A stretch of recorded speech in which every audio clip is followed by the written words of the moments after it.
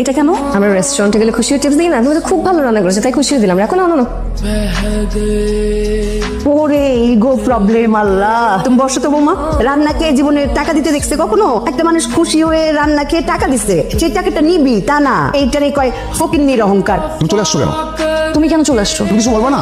কি করতাম আমি? তোমাকে অপমান করতেছে, তুমি কিছু বলবা না? সামির, উনি আমার থেকে বয়সে বড়। বড়দেরকে কিভাবে সম্মান দিয়ে কথা বলতে হয় সেই শিক্ষাটা আমার পরিবার আমাকে দিচ্ছে। অপমান করলো কোথায়? এটা অপমান না? না ছোট বৌমা কি কোনো হোটেল রেস্টুরেন্টের বয় বিয়ারা? আরে বোকা নাকি আপনি?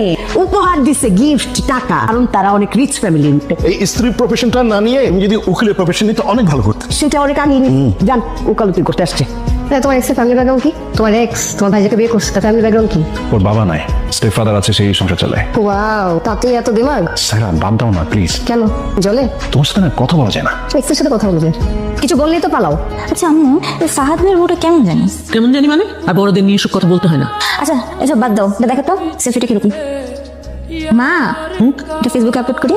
তোর বাবার সাথে ছবি তুই আপলোড করবি, পারমিশন নিতে হবে কেন? ফাতেমা, ছাড়ো না। ফাতেমা, ফাতেমা, এই এত চিৎকার করতে পারো? আস্তে কেন তুমি চুপ করো? সেটা কি? দেখি, আমি দেখি কি এটা। আস্তে, স্ট্রোক করবেন তো আপনি।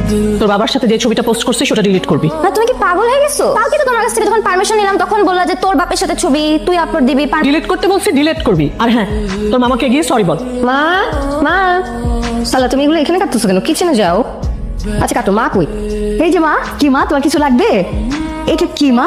গিফট। তুমি না কিছুদিন আগে আমার উপহার দিলা, আবার কেন উপহার দিতেছো? কারণ আপনাকে গিফট দিতে আমার ভালো লাগে। আপনি যখন খুশি হন গিফট পেয়ে, আমার অনেক শান্তি লাগে। আমি তো তোমার চেহারা দেখলেই আমার মধ্যে হ্যাপিনেস চলে আসে। তুমি যখন আমাকে মা ডাকো তখনই আমি হ্যাপি থাকি। বলেন।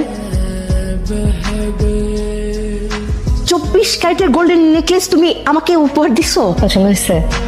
তো মা তুমি রুমে যাও, তোমার জন্য আমি সুন্দর করে কফি বানিয়ে আনতেছি। ঠিক আছে মা। ফাতিমা, আমার রাজকুমারী বৌমা আমাকে 24 ক্যারেট গোল্ডেন নেকলেস উপহার দিছে।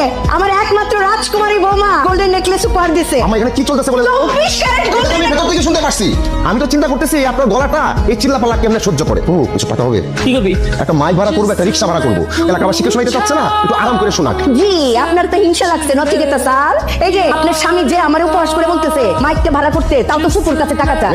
আপনার গুণধর স্বামী, হ্যাঁ, উকিলের গলায় আবার বড় বড় কথা। এটা তোমার নেওয়া উচিত হয়নি। কেন? কেউ কিছু একটা দিয়ে দিলেনি। বুঝছি আপনার হিংসা লাগতেছে। আপনি তো জীবনে একখান সুতাও দিতে পারেন না আমাকে। যা দিয়েছি এত বছরে তা তো আমি দিয়েছি না, অন্য কেউ এসে দিয়েছে তোমার। আরে বাবা রে, কি দিছে গো একেবারে। তোর কফি। থ্যাঙ্কস। কি মন খারাপ? জীবনটা আনসার্টেন। জীবনের হিসাব মিলাচ্ছিস এখন? হিসাব মিলাচ্ছি না, মানে জীবনটা অদ্ভুত তাই না? কখনো হাসি, কখনো কান্না। আজ যে পাশে আছে হয়তো কাল সে পাশে নাই।